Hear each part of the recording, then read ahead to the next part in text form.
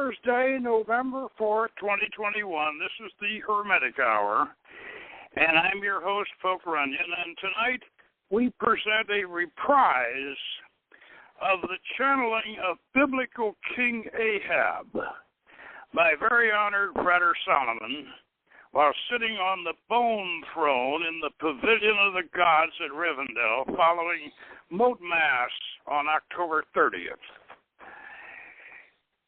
Now, King Ahab was a king of ancient Israel who, along with his Phoenician wife, Queen Jezebel, were demonized by Ezra and the prophet Isaiah. This revelation presents them in a true and fair view, worthy to join the ranks of Melchizedek and Solomon as ancient avatars of our tradition. Very honored Frater Fabian, that's myself, will discuss Jezebel's first century A.D. namesake in the book of Revelation, who was equally maligned and needs to be rehabilitated. So, if you want to look behind biblical fake news, tune in and find the truth. And, Frater Solomon, are you on board? I am here. Oh, excellent. Let me just set the stage for this thing before we launch on into it. Now, every Halloween season, we have a ceremony which we call Moat Mass, and Moat, as some of you may or may not know, was the original Grim Reaper. And he is the Lord of Darkness in Canaanite mythology. And what we do every Halloween, we go down around the henge, down to the underworld, and Moat serves us all with a kind of an ancestral communion, and he has a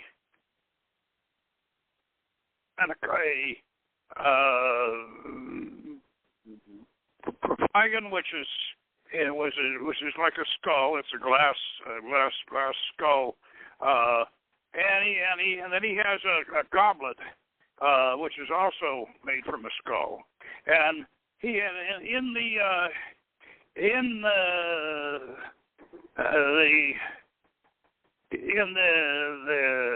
the goblet,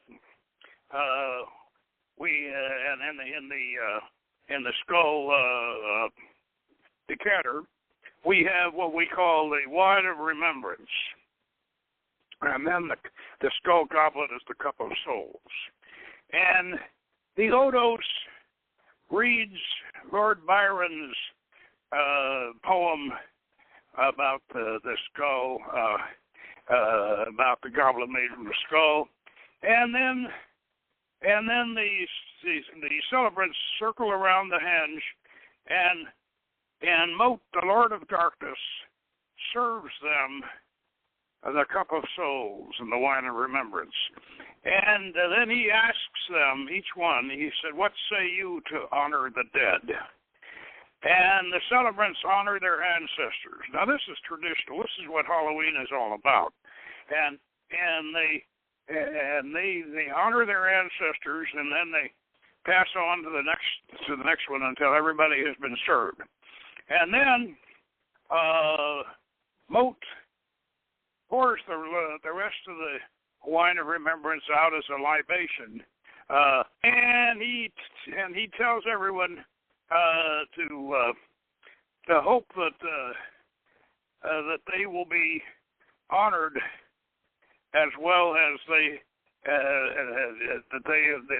will be honored when the cup is eventually passed for them. And then Moat takes his place, and this time we had bone throne, a huge skeletal throne that, quite frankly, we got from Home Depot. And we had that set up in the Pavilion of the Gods, and Moat took his place there. And traditionally, what we've been doing is letting Moat channel one of our avatars, and Enoch and Melchizedek and Solomon, and this time we had Moat channel King Ahab for us. And as you may remember, King Ahab was supposed to be an evil king. Actually, he wasn't evil at all. He was a real Israelite, whereas the Yahweh kings were not. They were the Israel was ruled by El, and El's son and daughter were Baal and Astarte. And anyway, and Ahab was a Canaanite king, and his wife Jezebel was a Phoenician princess and priestess, and she was a priestess of Baal. And very honored Frater Solomon was Moat. Now, if you want to see a picture of Frater Solomon wearing the Moat black robe with a sulfur sign on it, sitting on the bone throne, go to our website, chsota.org, and you can you'll see him. And so, I want you to, even if you aren't there yet, I want you to imagine in the dark of the moon, and there is Moat sitting between the two torches on the bone throne with his black robe with the red sulfur symbol and his blank mask, a mask that you can't see his face at all. And he's sitting there, and he's going to channel King Ahab for us. So imagine that you're there, and that you're looking up at Moat sitting on the throne, and he's going to channel. So go ahead, very honored Frater Solomon, Dark Lord Moat, and render King Ahab for us.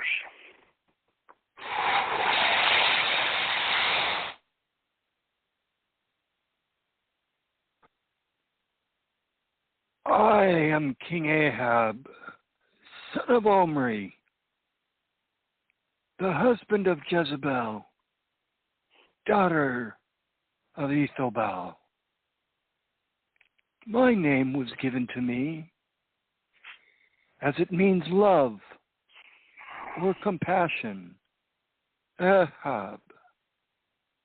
Now, as a child, I met Jezebel while visiting the Temple of Astarte in Sidon. We played a game together with a few of our fellows called Sticks and Pebbles. It was during one of our seasonal celebrations. I made sure to be nice to King Jezebel because I already knew I wanted to marry her. She even told me, Ahab, when we grow up, you're going to be my husband.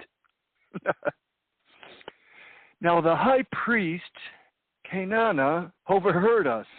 He came, laughed, patted us both on the back, and said, you already make a cute couple. Now, Father Omri and Isabel, they were talking with each other about keeping the land of Canaan safe throughout the Lebanon, throughout Sidon and Tyre, down to the lands of Naphtali and over to the mountains of Hamath, safe from the threat of the surrounding empires. The Assyrians to the north, the Syrians just at our backside, and the Babylonians to the south. My father was the general of Israel when Elah was king. Father Omri, he was a very smart, very strong, very stern, but very gentle man. On those good times, years passed. Then a tragedy struck. in early adulthood. I was still in my mind a youth.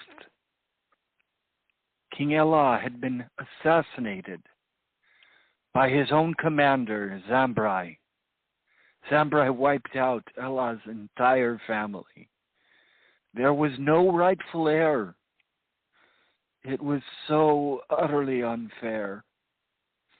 My friend, my good friend, Elah's son, Prince Jubal, the crown prince, who was meant to be the next king of Israel, was gone. His sweet older sister, Sarah, gone. His entire family were gone, just gone. Zambrai was only king for a week. When Omri was letting him sit securely on that throne in the city of Tirzah, when letting him get complacent, my father commanded the troops to raid Zambrai's stolen palace and depose him. And depose him he did, and off with his head he went. All my dad's soldiers, they insisted Omri take the throne, so Zambri's clan could not try to take over the kingdom. My father had to leave our home in Tirzah, since my dad wanted to build a new, more secure, safe capital city, far away from Zambrai or any of his allies. And it was then that we built Samaria, called in our tongue Shomer. But tragedy is bittersweet.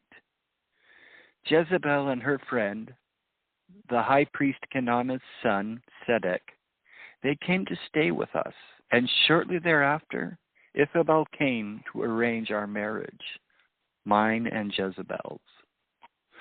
We complied, love of my life. And with that, my father built up Samaria and passed away peacefully years later. It then fell on Jezebel and I to run the kingdom. Zedek ran the priesthood of Astarte. Jezebel ran the priesthood of Baal, which gave her a very good relationship with the troops.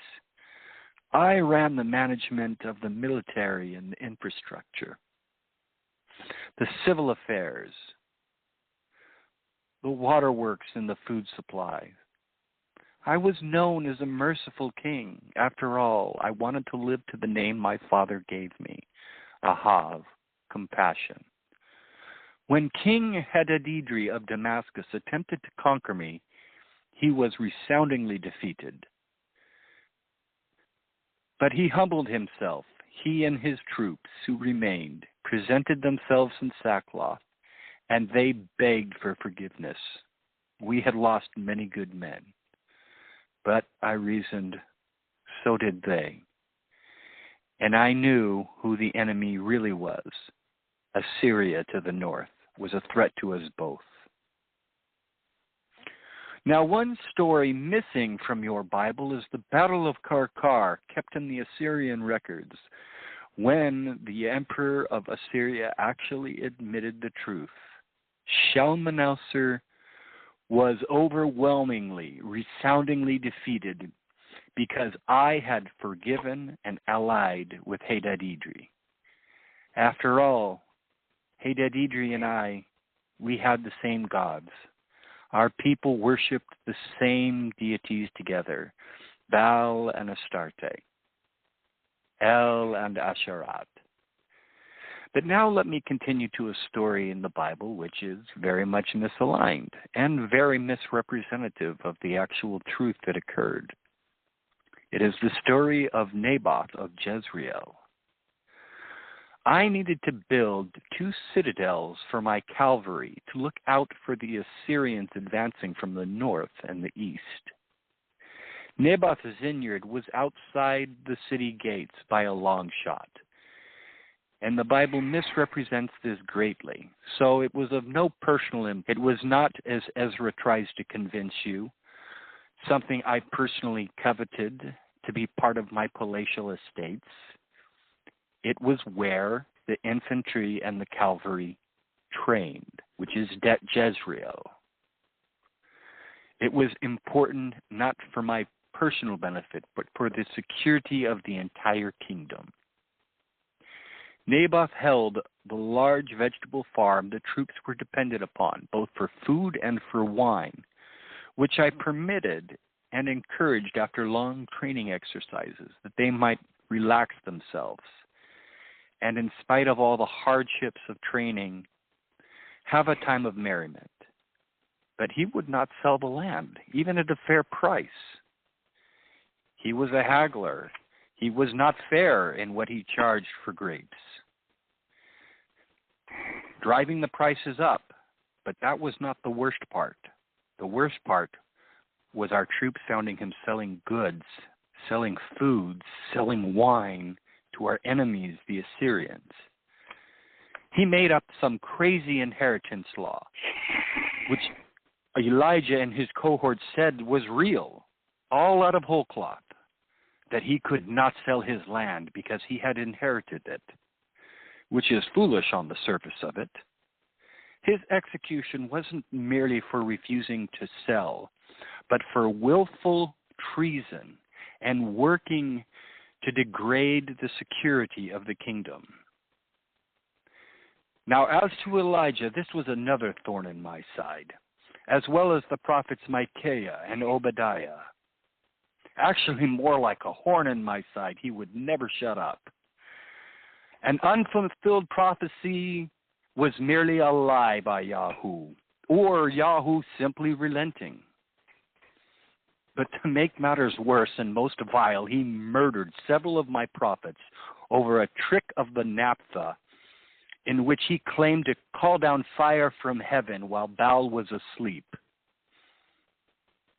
But he got his in the end, for as the Samaritans record in their faithful chronicle, his chariot broke and he died in the river.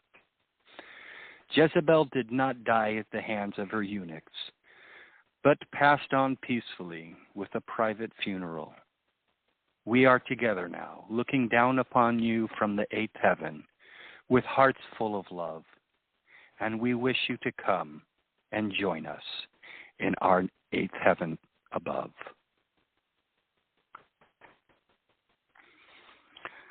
Thank you. All right, I have finished.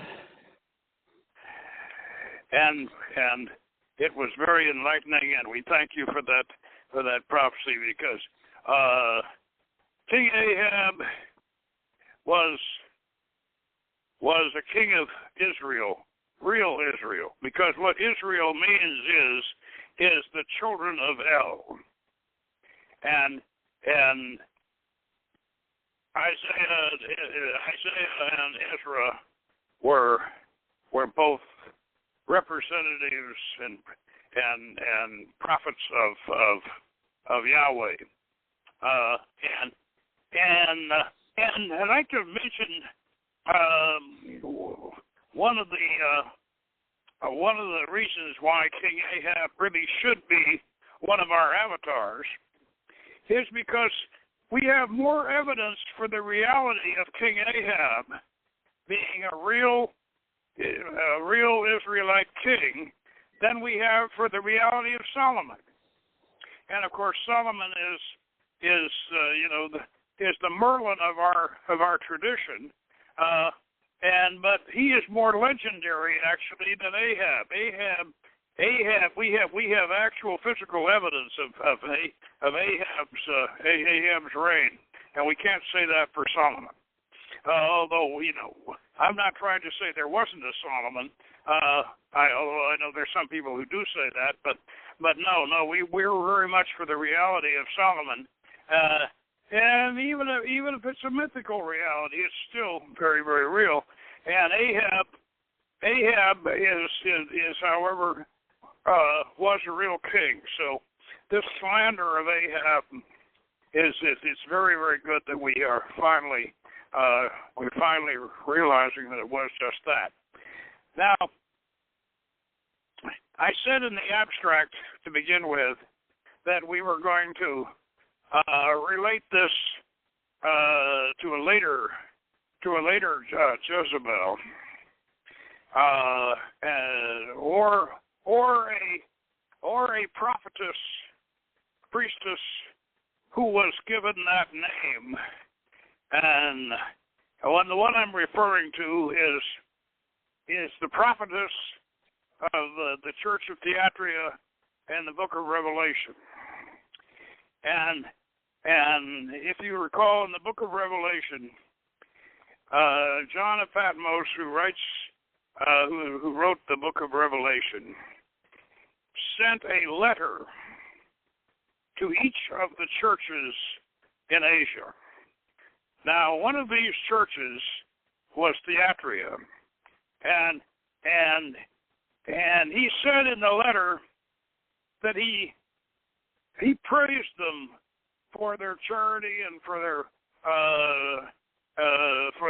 their work, and yet he said, I have an issue with you. I am critical of this woman, this prophetess who you allow to preach, and he calls her Jezebel, and he says in his letter that she is preaching fornication, and he is very, very upset about that, and it's very sinful, and he curses her, and he curses her family, and he's really very, very upset about this. And I would like to point out that John of Patmos, his Revelation, was written at the end of the 1st century. It was written at the same time that the Valentinians' Christian sacred marriage was also written. And the same time that Valentinius began to preach his doctrine of the sacred marriage. And the sacred marriage, of course, is described in the Gospel of Philip. And so what we have here in the book of Revelation is another, it's a rerun in a way. It's a rerun of the slander of Ahab and Jezebel in the Old Testament. And also, it's very possible, priestess, this prophetess, could have been Mary Magdalene herself. Very, very possibly. Or perhaps her daughter, or certainly a Valentinian Christian lady priestess, obviously, and whether John of Patmos is just calling her Jezebel because he wants to reference the Old Testament, or whether that really was her name or not, she was preaching about the Valentinian Christian sacred marriage, which, by the way, is very much had an influence on the Jewish population, and the idea of the Shekinah descending on Friday night. That's their version of the Valentinian sacred marriage. But so the sacred marriage, even though it may be considered somewhat erotic, because it was supposed to take place in a mirrored chamber, and Mary Magdalene wrote a gospel in which she described the ascent of the psychic centers as a sort of a yoga. But this is not fornication. This is a marriage. This is a marriage ceremony. So here again, this is another case of slander, and it also, interestingly enough, relates back to to Ahab and Jezebel. And in any case, I want to encourage all of our listeners, go to our website and you'll see a version of the channeling. You may not be able to read it all, but you can at least see the pictures. You'll see the pictures of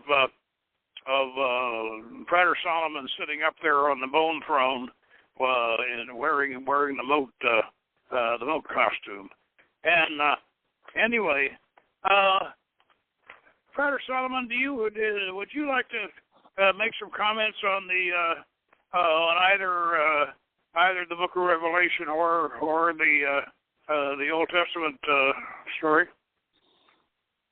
Well, I think first to start with the Old Testament before I forget anything on that, it's important to understand what Ezra did, and the way you can do that. Ezra's interjections don't just occur in the books of Moses. They go all the way into the books of Chronicles, which even legend pretty much ascribes Chronicles to Ezra. But that means your First and Second Samuel. He tampered with those. He tampered with Judges. He tampered with Joshua.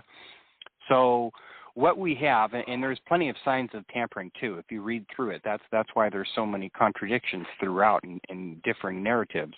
You can realize that there's a story that needs to be peeled away in order to be able to really get to the kernels. You got to get rid of the husk.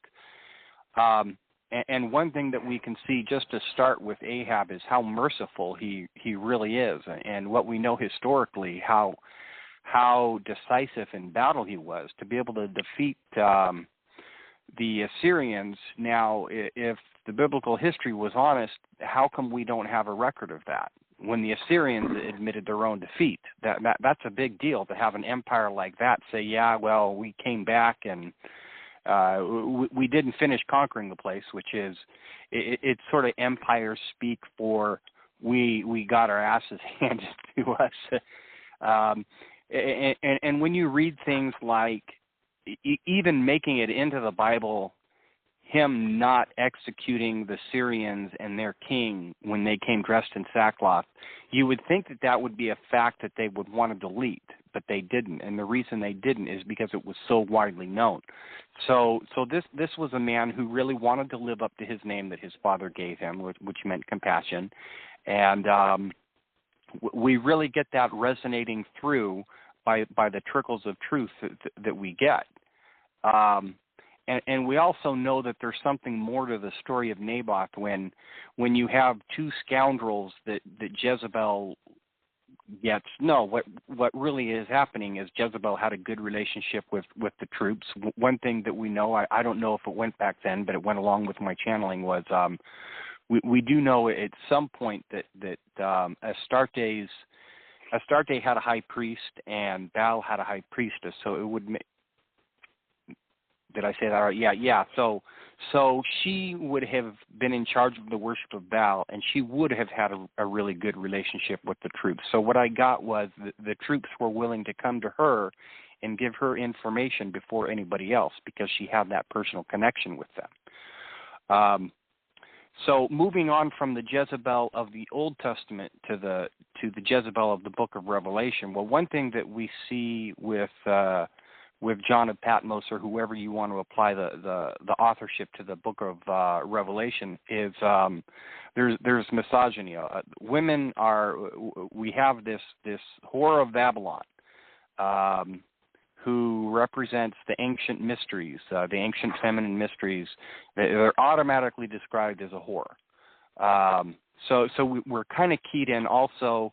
The idea of a woman is, what is she to John? Well, she's just someone to be pregnant with a man-child. She doesn't have any glory in and of herself. Her glory is only in being able to mother. So what he's calling fornication is really marriage where a woman is equal, because that's what the Valentinian mysteries were about. Were an equal man and an equal woman coming together and joining their souls to become one soul. So I'll have to give you credit to with a lot of that, Poke, because that's wisdom not just from my own studies, but that I've gotten from you from the years. So I'll let you continue on with that. I thought that you really opened our eyes to the Valentinian connection, which I think is completely lost when understanding early Christian mysteries. Thank you, Predator Solomon.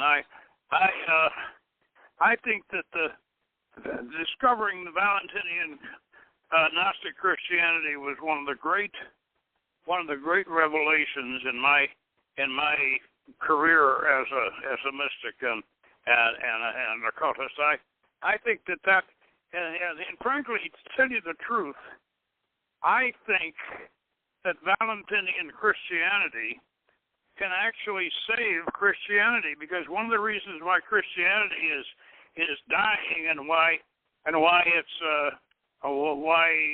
is so unpopular with the young people is that it has this Old Testament anti-feminist thing, and it's if they only realized that Valentine, who was almost elected Pope, he is almost, but the anti-female forces in the Roman Church, they just couldn't give the women any power. And God heavens, if we elect a Valentine Pope, then we're going to have priestesses, and we're going to have we're going right back to this all this sinful stuff. And what is sin? Well, sin's a lunar god, the moon. And we had actually, if Christianity would reverse itself and elect old Valentine, Pope in sort of in retrospect, and reform itself, it'd be saved. Christians talk about, we want to be saved, That the whole religion of Christianity would be saved if we would just return to Valentinian Christianity. That, of course, that's that's me evangelizing, but I also notice that so many feminists have turned away from Christianity, and they're all for Mary Magdalene, but not in a Christian context, and yet Mary Magdalene, in all probability, was Jesus' wife, and there's a lot of evidence for that, and that's something that if she wasn't actually married to him, she certainly was his companion, and anyway, thank you for the marvelous piece of channeling. And by the way, I'd like to point something out, in case anybody is critical of the fact that we researched this material, that you researched it before you channeled it. That is really the way that you can channel an ancient entity, is research. Like Mike is a social scientist, and I'm an archaeologist, and so this is what we do. We learn about these ancient avatars, and then when you learn about them, then you can channel them. So and as you noticed, Frater Solomon is a biblical scholar, and much more of a biblical scholar than I am. Anyway, I hope you've enjoyed our program tonight. I encourage you to go to our website. That's chsota.org. Go to our website hand. Look at the collage that very honored Sir Andrea put together of the Moat Mass, and we'll see you next week, and we'll delve into the Hermetic mysteries again, and until then, good magic.